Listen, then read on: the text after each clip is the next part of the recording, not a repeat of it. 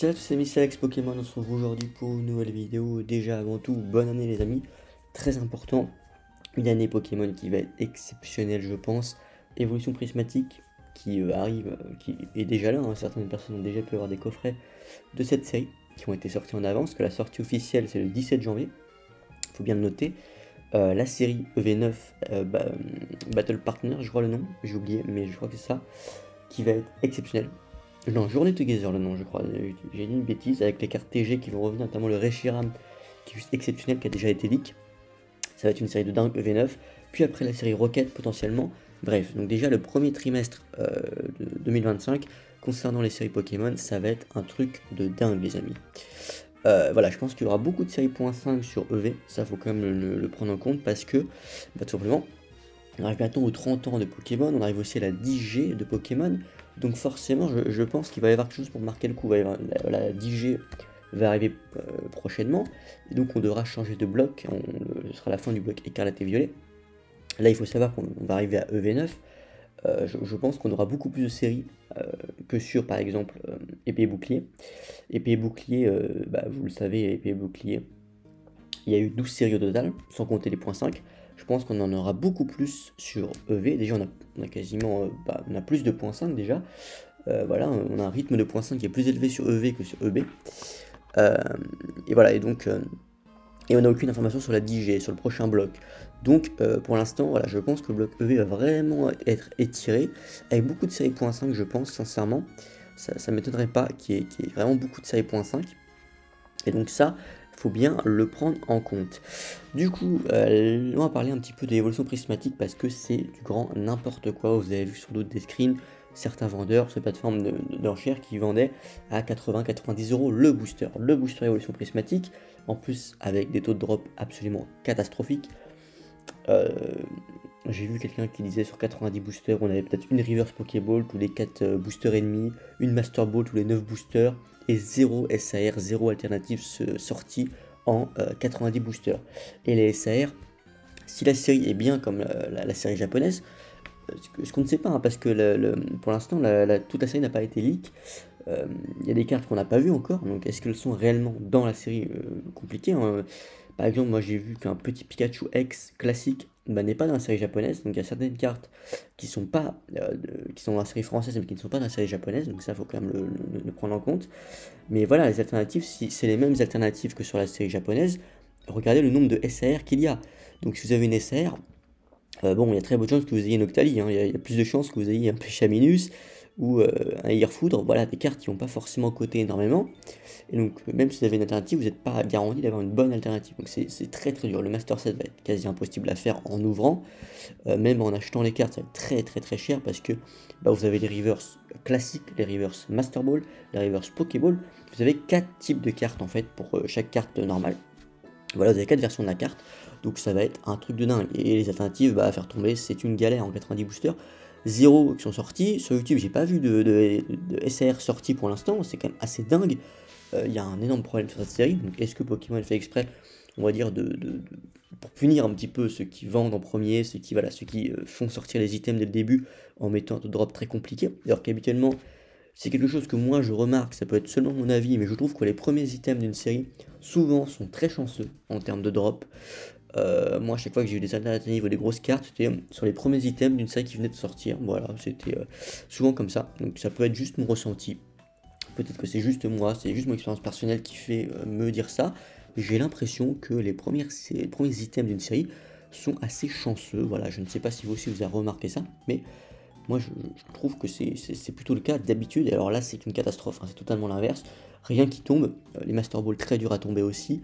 Donc les cartes vont être très chères, hein, ça c'est sûr, mais honnêtement, il n'y a même pas photo, quoi. Vaut mieux ne pas ouvrir du tout cette série actuellement, vu comment ça va être une galère pour en ouvrir en magasin, pour en acheter en magasin, parce qu'en magasin vous aurez prix retail, hein, donc c'est encore intéressant d'ouvrir à ce prix-là, mais le problème c'est que pour en avoir ça va être une galère sans nom, et ensuite si vous avez racheté sur le marché secondaire, sur le marché de revente, sur Vinted, eBay, etc., c'est à des prix qui sont beaucoup trop chers. Quand vous voyez les ETB en précommande qui partent à 150 euros, en précommande, hein, le TB n'est même pas livré elle n'est même pas livrée chez vous tout de suite, donc il faut attendre encore de l'avoir. Et beaucoup de préco ont même été cancel. Donc pour dire, c'est une série qui est assez dingue. C'est assez C'est assez dingue en fait ce qui se passe sur cette série, je trouve ça surprenant. Et donc pour moi, je vais vous présenter une petite alternative pour ouvrir Evolution Prismatique. L'alternative, c'est très simple, c'est d'ouvrir des displays Terrestrial Festival, l'équivalent japonais, qui est bien meilleur parce que vous avez un taux de drop qui est garanti, vous avez une X garantie par booster, ce qui n'est pas le cas sur les boosters français, hein. Vous avez vu le taux de drop, c'est une catastrophe le taux de drop sur la série française. Vous avez des tripacks avec une pauvre X et encore, des fois vous n'avez rien du tout, c'est une catastrophe. Sur la série japonaise, vous avez une X garantie par booster, vous avez une SAR garantie, parfois deux. Si vous avez une SAR dresseur, vous avez aussi une SAR Pokémon. Vous pouvez avoir une SR, une full art Pokémon, une full art dresseur et un dresseur Pokémon. Vous avez une Master Ball garantie, non pas garantie. Vous avez, en fait, vous avez 3 reverse garanties. Soit vous avez 3 Pokéballs, vous avez 2 Pokéballs et une Master Ball. Voilà, moi ce que j'ai vu de mes ouvertures, c'est ça. Il y a une display que j'ai ouverte où j'ai eu 3 Pokéballs et aucune Master Ball, pour tout vous dire. Voilà, donc c'est pas garanti les Master Ball quand même, faut le noter, mais il y a un quota, Quand vous ouvrez, vous avez quand même quelque chose, vous récupérez quelque chose. Ouvrir des items français, comme c'est une série .5, vous avez aucun item qui a un quota en fait. Les displays françaises, c'est le seul item où on a un quota de 8. On a une fourchette, on n'a pas un quota fixe, comme les séries japonaises, souvent c'est 9-10 à peu près. 9-10 hits environ, souvent.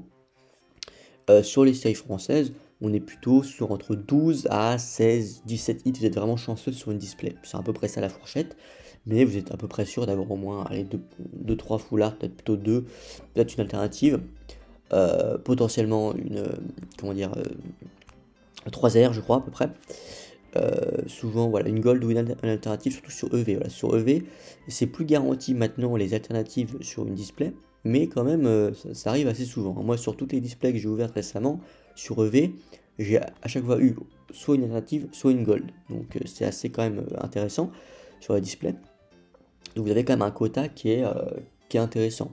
Vous ouvrez une ETB, vous ouvrez un tripack, vous ouvrez des coffrets classeurs, les boîtes surprises qui vont sortir, vous n'avez pas de quota, donc vous pouvez souvent, et voilà, quand vous n'avez pas de quota, souvent vous avez moins que le quota d'une display, hein. Vous n'aurez pas plus, c'est très très rare, donc vous faites avoir, clairement. Donc là, en plus, sur une série où le drop est catastrophique, c'est-à-dire que sur Fable Nébuleuse, je parlais déjà du drop, mais Fable Nébuleuse, honnêtement, est bien plus intéressant à ouvrir aujourd'hui que Évolution Prismatique. Il n'y a même pas photo, En plus, Fable Nébuleuse, par exemple, pour revenir, faire une petite parenthèse dessus, c'est une série où vous pouvez trouver vraiment les bundles pour pas cher du tout, même les display bundles pour pas cher du tout sur les plateformes de revente. Donc il y a des bonnes affaires à réaliser sur cette série. Sur Évolution Prismatique, c'est même pas la peine d'ouvrir. À part si vous trouvez en magasin à de bons prix et que vous en avez plusieurs, imaginons, c'est toujours intéressant de regarder CD quand même, mais vous voulez vous faire plaisir, bah oui, tentez votre chance, parce que ça reste une série entre guillemets casino, parce que c'est tellement dur d'avoir quelque chose. Si vous avez n'importe quoi, juste une petite alternative, bah ça va coûter très cher. Une Master Ball, pas trop mal, ça va coûter très cher aussi.